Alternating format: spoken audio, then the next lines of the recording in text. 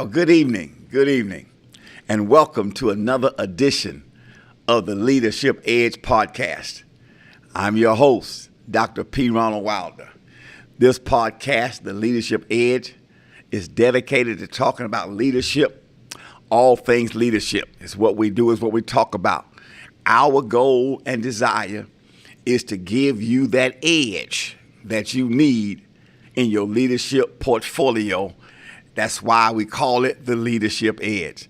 So thank you for tuning in on another Tuesday edition of the Leadership Edge. I trust that you had a great day.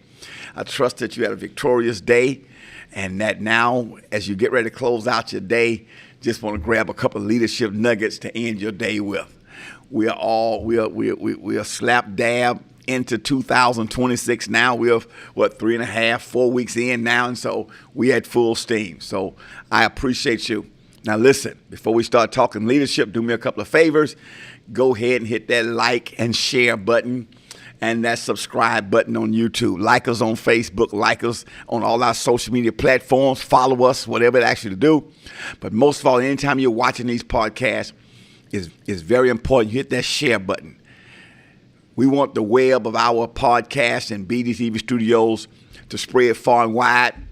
And the only way we can make that happen is you have to help share, because every one of us, our sphere of influence on social media goes different places and different avenues. And so if you share and somebody else share and this one share, we'll be able to cover ground that we normally wouldn't cover. So hit that like button, hit that share button, and also comment during the podcast. Let us know where you're watching from. Ted from Texas, Callie from California, Oliver from Oregon, wherever you're watching from, let us know. And also comment during the podcast about the things that the podcasters may say that bless you. Okay, this helps us overall. Let the management team here at BGTV Studios know just how effective these podcasts are being. All right. Thank you very much. Now, let's talk leadership. Well, we've been talking for, several months on the challenge of leadership. And here we are on another one. This is number 17, the challenge of leadership, part 17. This is probably do 17 and 18, and we'll probably be finished with it, but we'll see how it goes, okay? But let's continue to talk about the challenges of leadership. Now, leadership is very important. It's a buzzword out there in the society and the culture.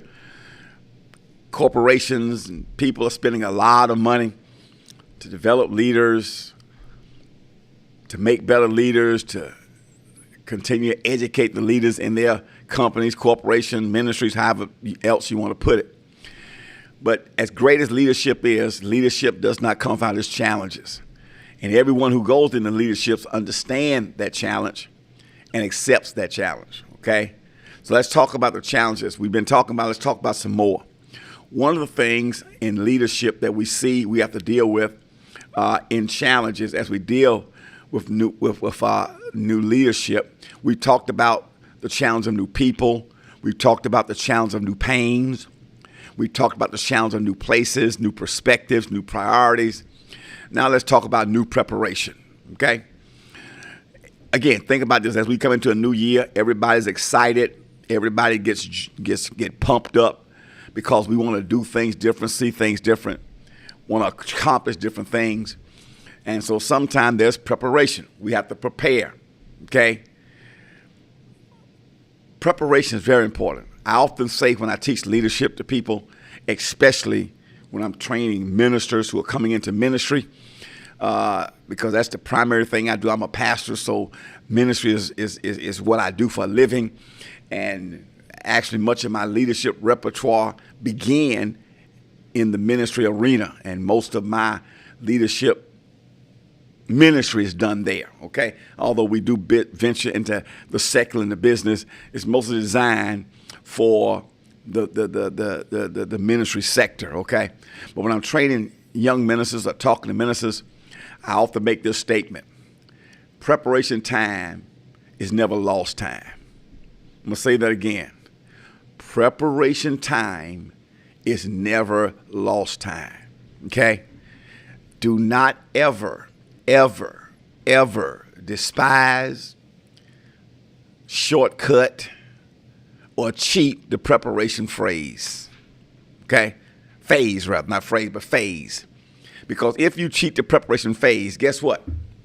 It's going to come out down the road somewhere. We're going to know. We are going to know that you cheated. Okay? It's kind of like athletic teams preparing for a big event or season. You can always tell who did the preparation. I remember, and I wrote about this in my book, The ABCs of Leadership. I remember reading a story years ago about Muhammad Ali, who I believe was probably the greatest boxer of all times. He declared himself to be the greatest, and he actually became the greatest. But Muhammad Ali, the great fighter, in his athletic career, he had 3 great fights against Joe Frazier. The first fight came in 1971, March 8th, I believe it was. He had just come back from a 3-year exile for not going to the military, and Joe Frazier was champion, and they fought. And what makes that fight so significant, I remember it, I was in high school when it happened, and the purse, this is in 1971, I think, the purse that they both got for that fight was $2.5 million. That was absolutely astounding in that. Now think about this. This is 1971. So that is almost, 50 years ago. Yeah, a little 50 years ago. Actually, about 54 years ago. Okay? $2.5 million in 1971 would probably be equivalent to about $50 million today. Close to it. Okay? So imagine if somebody fighting a fight and they get $50 million each. When in 1971, Joe Frazier and Muhammad Ali got $2.5 million a fight. We had never heard of $1 million fight ever, okay? And so they fought for 15 rounds. Joe Frazier won.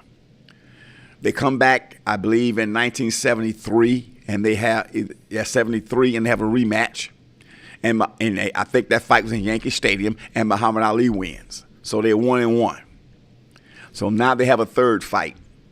I think that's in 1975, I believe it is, 1975. They fight in what is called the Thriller in Manila, which many boxing experts call maybe the greatest fight of all times, okay? But here's what I want to say about that. Here's what I want to say about that, is that I remember reading that Muhammad Ali said when he was training for that fight, he would go up, he would train up in Pennsylvania, up in the mountains of Pennsylvania. He had a camp up there called, I think, Deer Lake, Pennsylvania, in the mountains. It was in the wintertime, cold and snowy.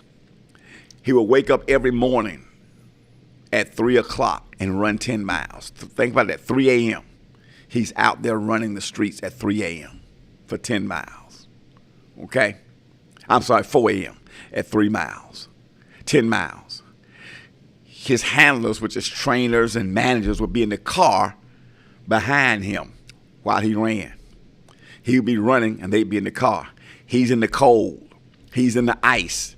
He's in the snow. They're in the car with the heat on. They're warm. Ali would go on to say that many mornings he would get up and he didn't want to run them 10 miles. He said some mornings he wanted to run just 1 or 2 and then hop in the car. Some mornings he didn't want to run at all. This is his preparation for his fight against Frazier. He said, but here's what kept me running. He said, I decided I better not cheat on this dark road. I better not cheat on this dark, dusty road where nobody's watching. There were no fans there. There are no people cheering and hollering. There's no crowd. It's just him, the darkness, and the cold. And he's out there every morning running 10 miles. He said, there were mornings I didn't feel like doing it. I wanted to quit.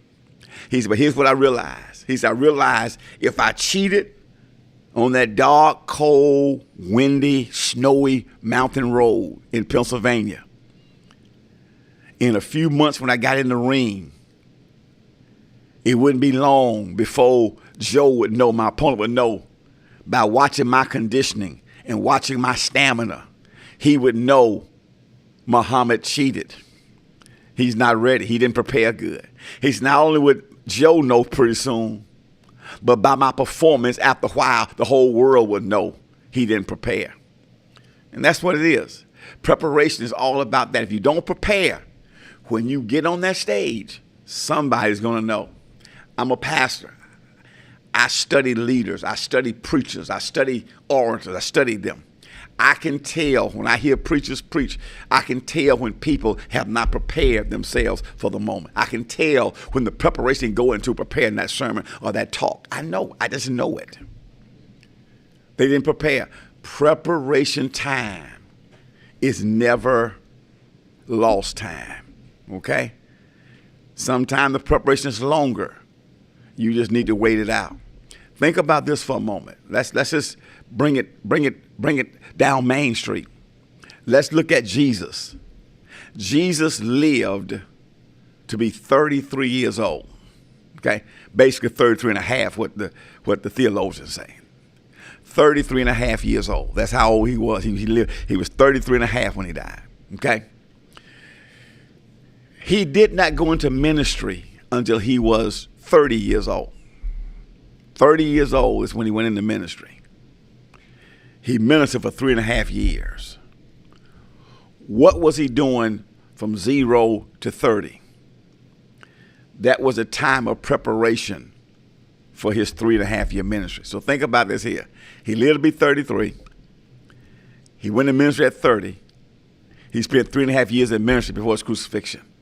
So what we have is he took 30 years of preparation for 3.5 years of ministry. Think about that.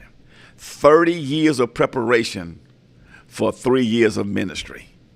That is a 10-to-1 ratio. So basically in his life, he took 10 years of preparation for every 1 year of ministry that he spent. But yet we run across people, we have people who want to prepare for 3 weeks for a 50-year ministry. They want to go through preparation. There's a law of preparation. Whatever God's going to do through you, whatever kind of leader you're going to become, he is not going to make you that without preparation. What prepared David for kingship was keeping the sheep in the field. Okay? God always has a place of preparation for a leader. And here's the real deal. Preparation is half the victory. If you prepare right, half the victory. The rest of the victory is just the game or the event or whatever happens. But preparation is half the victory. Most of the time when people are defeated in a champ, they go back to their preparation. We didn't coach hard enough. We didn't practice hard enough. But preparation is always half the victory. Okay? So understand that there's a season and a time of preparation for moving into new phases. So now, sometimes people think that preparation is planning. But preparation and planning are two different things. Preparation is one thing, planning is another thing. Planning is narrow in its focus. Preparation is broader in scope. Okay? Planning is narrow. Preparation is broad. Planning is all about achieving a certain goal. I plan to achieve a specific goal, while preparation is for wider opportunities. Okay? Here's how I go. I prepare for ministry. I plan a church service.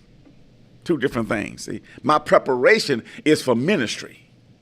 My planning is for a celebration or a church service. You with me? You prepare in school. While I'm in school, that's preparations. I plan for a career, what I'm going to do. You understand? So planning and preparation are two different things. We should plan, but we should also prepare. Preparing is much is not. Now, Here's the deal.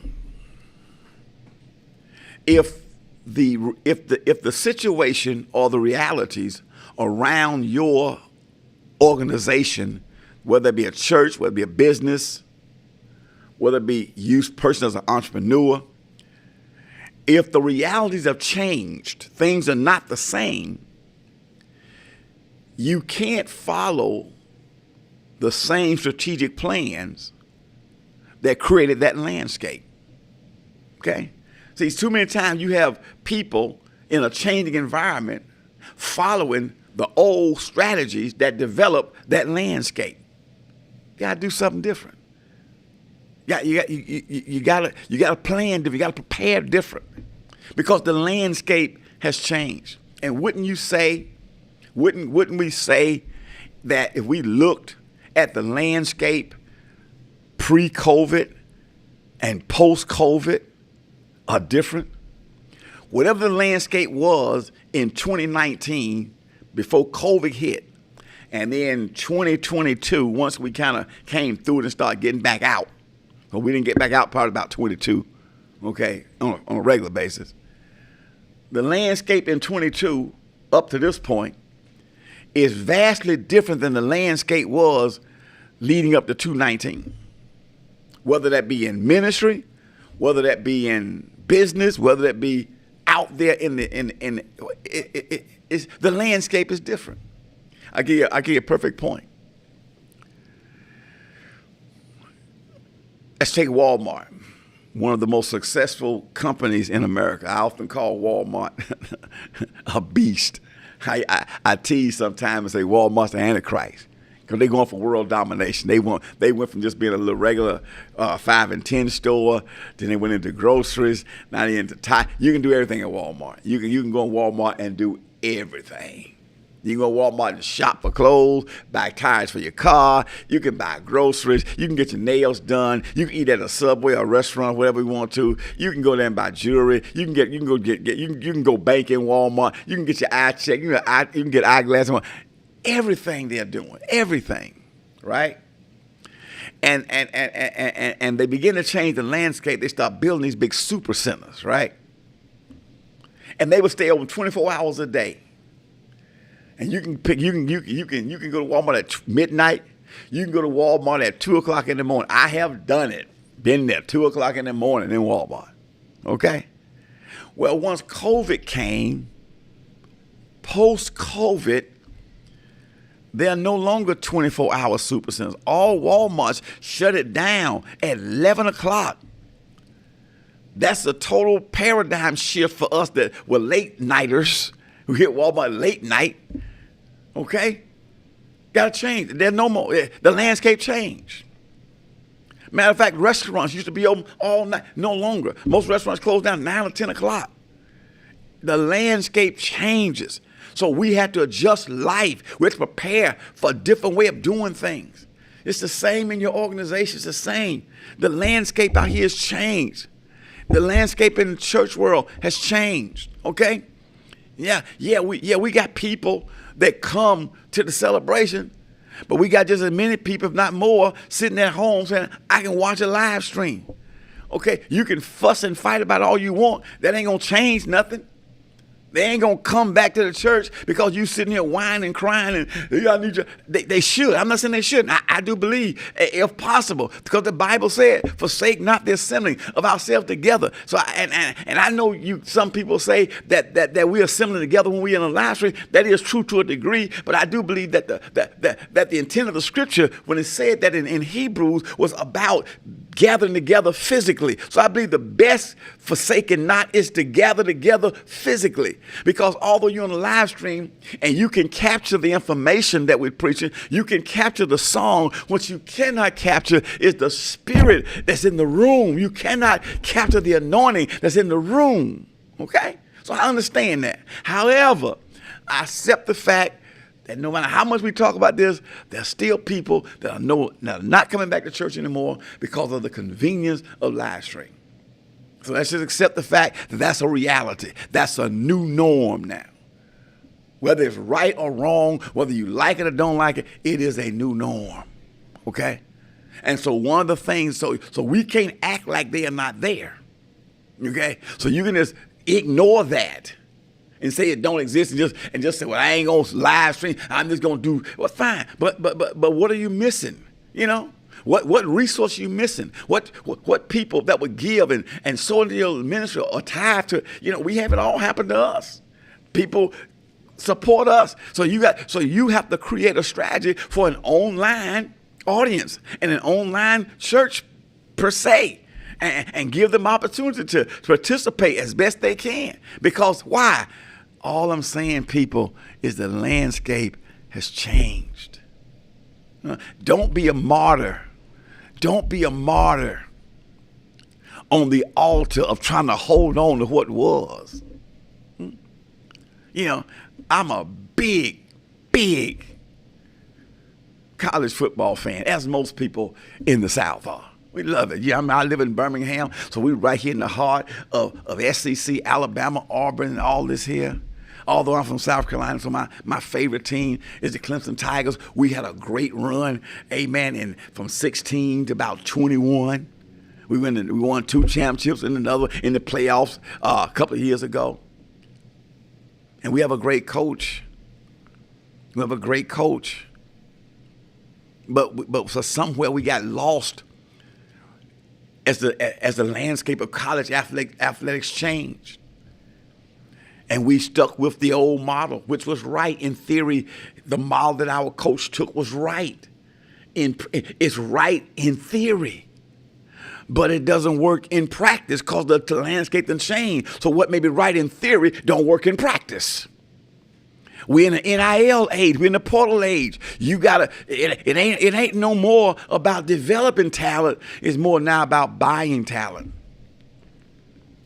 Just the way it is. And if you don't adapt to that, you're going to be left behind. And we've kind of gotten left behind because we tried to run, we tried to function in this new landscape by the rules of the old landscape. And as a result, we're no longer considered elite. That's what will happen to you as a leader if you don't recognize and prepare that the landscape has changed. The landscape is different. Yes, the values you hold, I hold some of the same values. But I understand what I hold to and what I practice got to be 2 different things. Because what I hold to, I still hold my conviction. But I understand I got to practice what's happening without violating those convictions. Okay? What leaders do. Leaders have to be flexible. As a matter of fact, in his book, The Good, the Great, Collins talks about the level 5 leaders. What make them level 5 and make them great leaders is the ability to be flexible and to change midstream if that's what's demanded. Preparation, time is never lost time. You got to prepare for the new way that the landscape is moving. Okay? Wow. We're going to stop right there. My time is up for the day. But I believe that some of that will help you. We'll pick up here next week and talk more about this issue of preparation. Okay? So don't forget to join us next Tuesday. Now listen, stop by my website, www.pronaldwilder.com. It's popped up on the screen there. It's my personal website. There you can find, number 1, a copy of my book, which you see there, The ABCs of Leadership. It'll help if you're a leader and you haven't gotten it. You need that book. Get it. Also, when you're on that website, go to my shop page. There's a shop page. And there you'll find all of my leadership teachings. Some great teachings there on various subjects and various areas of leadership that'll bless you. And so you can pick up some of those there, the observational leadership, keys to making decisions, the 10 M's of ministry. It's just a lot of good stuff there. Okay, you can download it to your device and have it. But also on that shop page, you'll find a bundle package, which is a little jump drive. And every teaching on that website is on that jump drive. That's the best buy for like less than half of what all those others would cost. If you bought them together, you can get that jump drive. So buy the bundle package. You'll have everything hooking your device. You got me all the time. All right? Now listen, also, before I go, don't forget to support BGTV Studios. Now I want you to look on the screen. You're going to see a giving link there. Support BGTV Studios. Go to this website, bgtvstudios.com/give. When you go there, it'll take you to the website. You'll find all the platforms to give on. This is good ground to sow into, a good ground to give in. It's strictly faith-based, so please support BGTV Studios. 100% of all that you give goes directly to support of BGTV Studios. We, the podcasters, don't get nothing out of what you give, okay? We believe in it. So listen, go ahead and do that. God bless you. My time is up. See you next Tuesday. And this is P. Ronald Wilder reminding you that leaders lead and leadership matters. I'll see you on next Tuesday.